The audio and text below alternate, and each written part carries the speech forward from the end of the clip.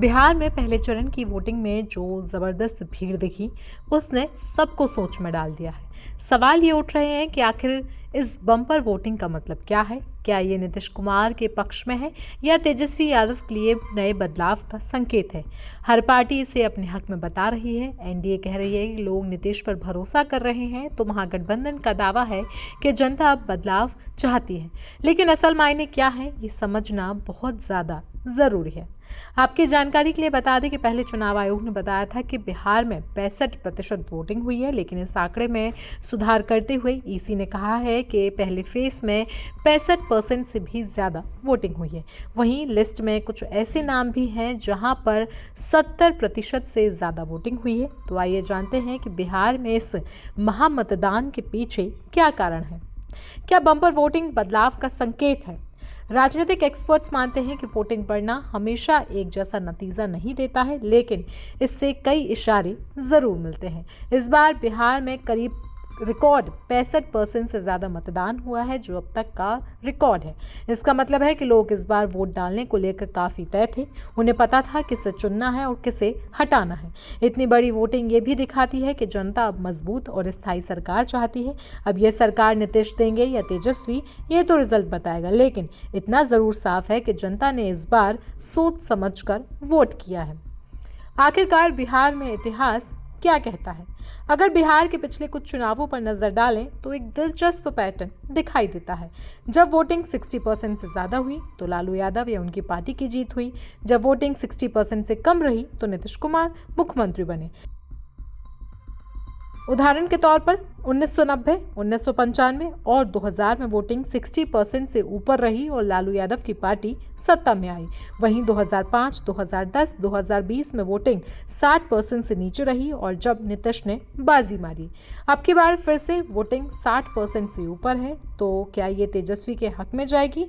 ये एक बहुत बड़ा सवाल है। क्या नीतीश को बनाए रखने के लिए वोटिंग हुई?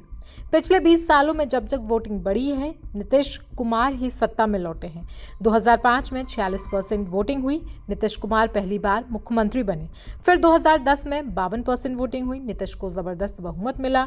2015 में 57% वोटिंग के साथ लालू के साथ गठबंधन करके नीतीश फिर से सीएम बन गए। वहीं 2020 में 57.3% वोटिंग के साथ एनडीए की सरकार फिर से बिहार में बनाई गई। अब की बार 65% से ज्यादा वोटिंग हुई है। तो सवाल यही है कि ये नीतीश के पक्ष में रिकॉर्ड तोड़ भरोसा है या फिर रिकॉर्ड तोड़ गुस्सा। महिलाओं और नौकरियों का फैक्टर।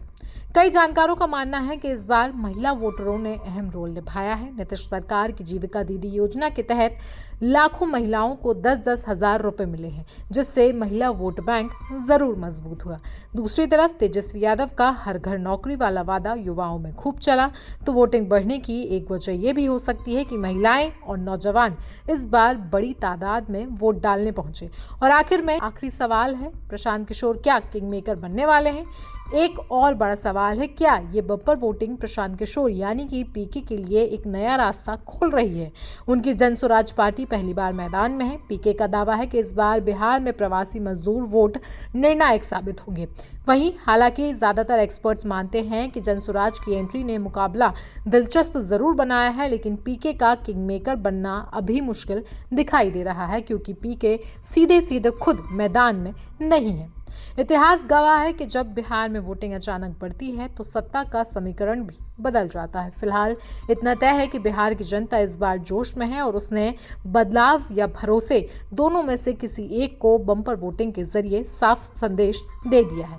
अब इंतजार 14 नवंबर का है, जब रिजल्ट आएगा और हमें मालूम होगा कि आखिरकार नीतीश और तेजस्वी कौन इस दिन जश्न मनाने वाले हैं।